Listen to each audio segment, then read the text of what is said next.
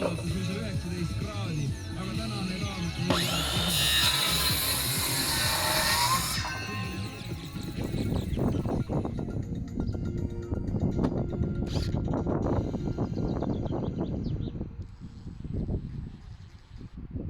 ilmast tund aega tagasi oli Paldiskis ja Kundas 6 kraadi, Viljandil 7, Kihnus, Virtsus, Narvas 8, Heltermaal, Ruhnus, Ristnas, Pärnus 9, Türil 10 kraadi.